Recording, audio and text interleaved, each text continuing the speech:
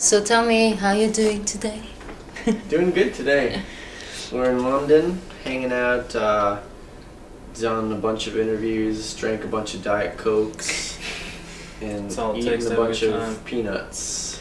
So we're feeling good. Yeah. Are you hype? Yeah, you can't even be hyper though, because Diet Coke is not gonna make you climb up the walls. Yeah, it's pretty lethargic right now. Yeah. Actually, I think jet lag is still kind of kicking in a bit. So. Is London your first stop, or yeah. have you been? No, we're going back home actually after this. We just came here to do some promo. Mm-hmm. We haven't been here in 2 years, so we've been wanting to come back for a long time. So yeah, so got the chance. Basically, yeah, we haven't heard anything from you for a while. Yeah. So what's been happening? Obviously, the album. What's that? Obviously, the album. Yeah, we've been making an album for about the past 8 months, 9 months. We had a record in between. Yeah, we had a record in between that, due to some label politics, it didn't end up getting a big push here, unfortunately, but we had a big single in America called 1 2 3 4. Mm-hmm. And yeah, we've just been working on this new album, which is coming out here October 18th, and the single's already hitting radio right now, I think. Mm-hmm. So feeling good. Yeah, so tell me about the single Rhythm of Love. It's completely different type of sound from what your last albums were, because it was more rock, punk, pop kind of, but still rock influenced, and this one is more, I don't know, I mean the single is definitely a bit more chilled. Sure. And well, Delilah was pretty chill too. Yeah. But that wasn't like a lot of the songs on the album. But that was more ballads. This one isn't really a ballad. So. Sure. Well, Tim wrote this one, and wrote it about a girl.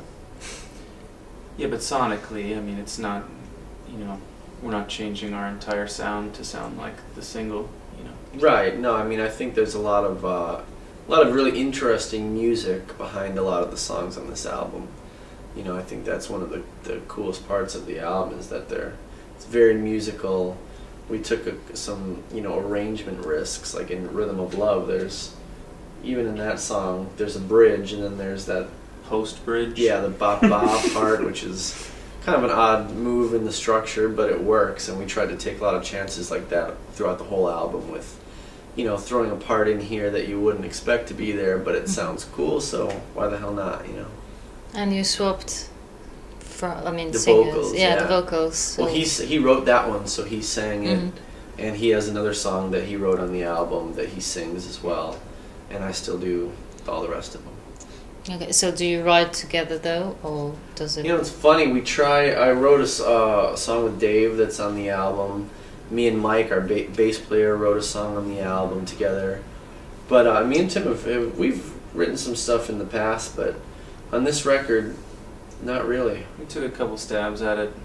Yeah, it's funny because we're so, I don't know, kind of like more isolated writers, I feel like I don't know, we'll be throwing lyrics back and forth, and it'll just be like a 5-minute silence of thinking about it, and it's I think maybe we're both too similar, I guess, at writing that we don't really complement each other. It's more like we kind of weigh each other down, I think. So basically one of you just has to leave the room. I'm gonna go. Exactly.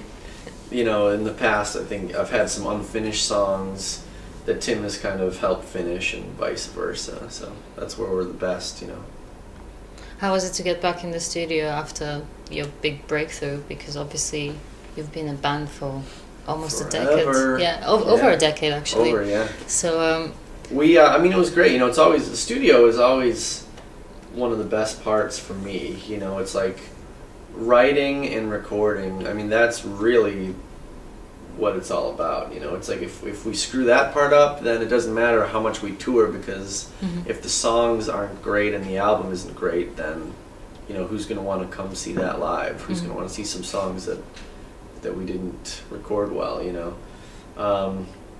So it was great getting back in there. We did it with a good friend of ours, produced it. His name's Ian Kirkpatrick.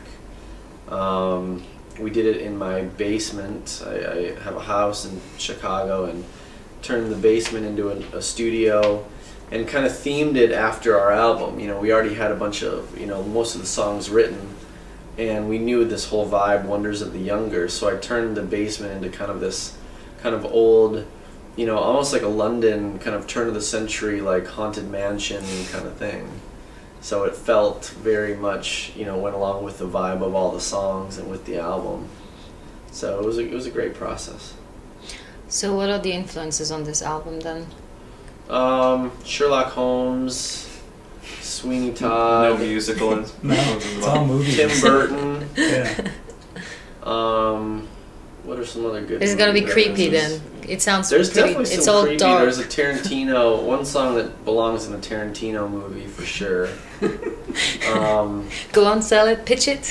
Yeah, Quentin, hey man, killer. Hope you love the song and hope you use it. He's gonna think you just said like killer. No, the song's called Killer. It's dark, but it's actually a love song. But Yeah. it's a very dark, lyrically, you know, kind of intense song.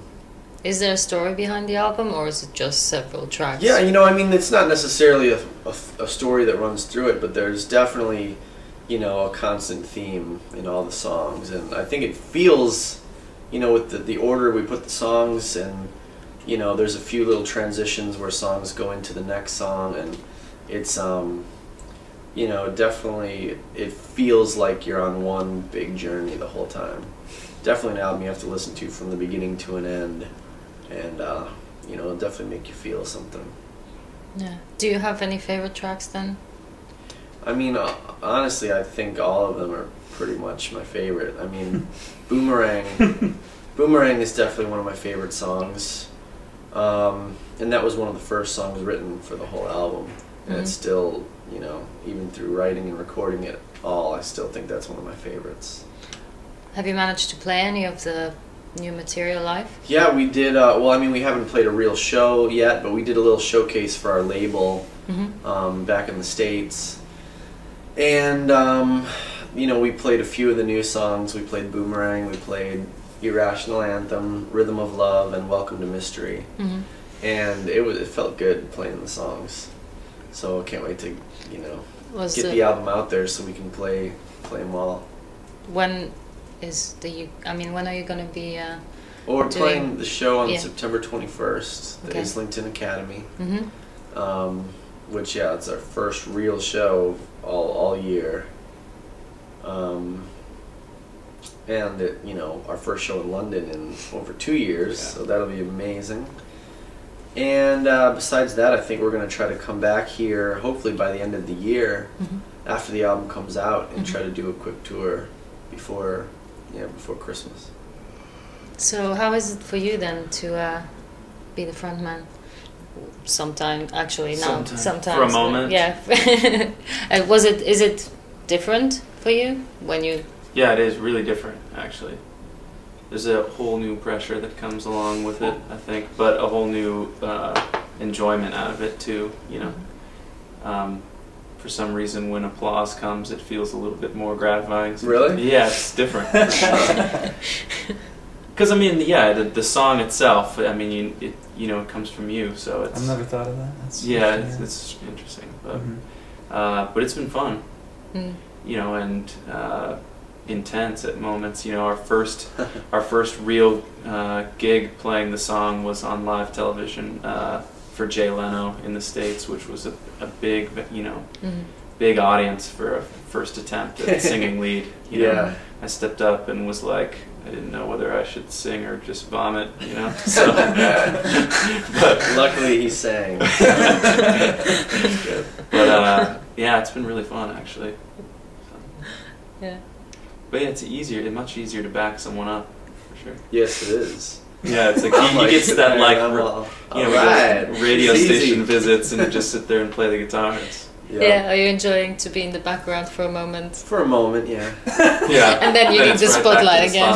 Yeah, it's funny because you know, that song is pretty easy for me to play, and you know my backups in it are they're sporadic. It's and it's nice and low, very easy to sing, so no pressure for a few minutes. It's nice.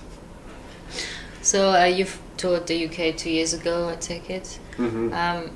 any particular moments that stand out? I mean, that whole tour we did here was one of the best we've best ever had tour, in our career. Yeah. I mean, we sold it. We played the Roundhouse, Shepherd's Astoria, and Bush. Shepherd's Bush, and they were all sold out in within a month. You know, it was an amazing tour, and throughout the rest of Europe. I mean, so many great cities we got to go see and have these amazing shows in.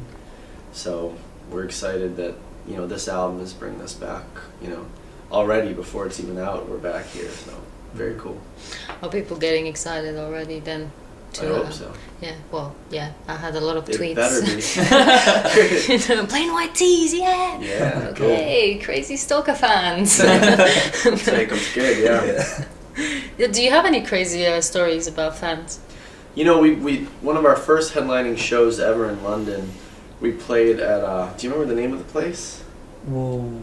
Very small Oh. Barfly? Yeah. Yeah, we Where you played got at your the laptop Barfly. stolen? Yeah. Yeah. But the you know, it was a really tight, sold out, packed crowd, So small, sweety. though. Like, Yeah. And all the girls in the front rows kept yelling at us to take off our clothes or something. And so we said, well, if you do, then we will. And like the whole front row was just like, took off their shirts. And I mean, they all had bras on, but it was like, we couldn't believe it. And then I think Tim was the only one to actually, Tim and Damar. Yeah, right, yeah. Took off their shirts, and I mean, that was a pretty crazy, cool fan experience, you know. Anytime there's nudity involved, we're in. So. I bet there's a lot of people in that same case. Yeah, you think so? Yeah, Yeah. pretty We're not sure. alone in that one. So, you just missed festival season in the UK. Is that something you looking forward to next year? Next year, hopefully, yeah. Because festival season in the US is gonna start beginning of next year, isn't it? Because you got. Yeah, well, there was just Lollapalooza Yeah. in America, and there's a few big ones, but Bonnaroo just passed a little while ago. yeah. Right? So yeah, hopefully next year we'll be able to hit a bunch of them. Because we also did that, you know, a couple years ago over here and in Europe, and that was incredible. We got to play with, you know, one of the shows we got to play with REM, who's always been a huge band, you know, huge influence. Got to play with the Killers. We did Reading and Leeds main stage with Metallica and Avenged Sevenfold, and you know, some crazy bands. So yeah, hopefully next year we'll be able to hit all those. Just quickly before I leave you to watch tennis, have you been listening to anything lately? Do you manage to still listen to music, or do you get saturated? You know, it's funny, we've been listening to our album so much because we've just been trying to finish it and finishing touches and make sure everything's perfect. But there's a couple of cool bands, up-and-coming bands in America. AM Taxi is this band from Chicago that we've actually been friends with the guys for a while, and they just, you know, recorded an album and they got signed to Virgin, and really, really great album. Kind of like a Bruce Springsteen meets Gaslight Anthem. You know, great lyrics, kind of very old school, kind of punk, energetic kind of a thing. They're a great band. And then the band called the Young Veins, who is, you know, they split off from Panic at the Disco, and that's their new kind of like 60s, which I didn't want to like because I was so pissed that they cut Panic at the Disco in half. Didn't you tour with them as well? Yeah, I love that band. But the good thing is the record is pretty good. Yeah, Like, it's stuck I in my heard it. head. It's really good. Yeah. It's very 60s, 70s, Oh, yeah. kind of like, yeah, there's love. Yeah. You know?